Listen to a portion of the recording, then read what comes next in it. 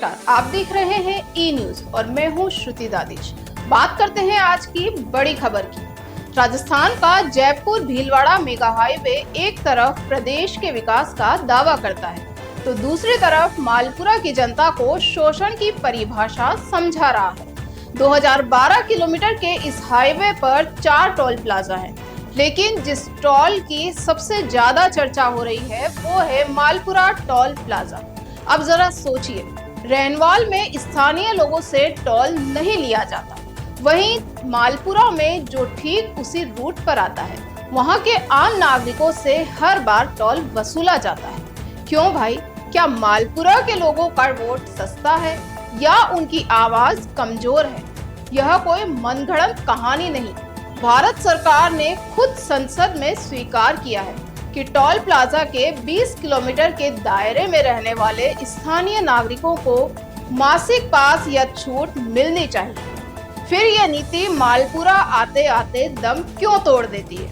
Malpura toll पर गाड़ियां क्या चलती है, जनता का धैर्य रेंगता है। सड़कें टूटी हुई, ड्रेनेज, जाम और गड्ढों की गिनती 1000 के पार, लेकिन हर बार टोल वसूलने वालों के पास जवाब एक ही है, सर नियम यही है। सवाल यह है कि रैनवाल के लिए नियम अलग कैसे? और अब गौर करें, जब 2014 में इस हाईवे को 200 करोड़ की लागत से बनाया गया, तब इसे बॉट मॉडल पर ठेकेदारों को सौंपा गया। अब तक इस हाईवे से 500 करोड़ से अधिक की टोल वसूली हो चुकी है, लेकिन मेंटेनेंस पर खर्च 30 करोड़ भी नहीं हुआ।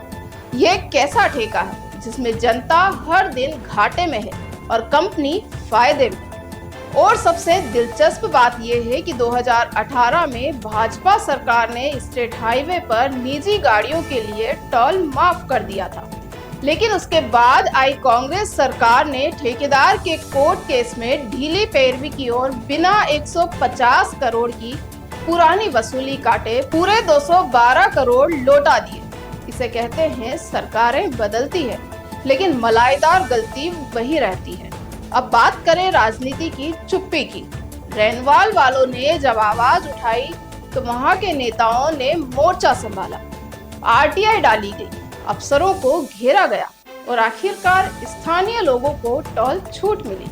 वहीं मालपुरा में नेताओं के मुंह में दही जमा है। विधायक हो, पूर्व मंत्री हो या कोई जनप्रतिनिधि, सबका रवैया चलता है वाला है।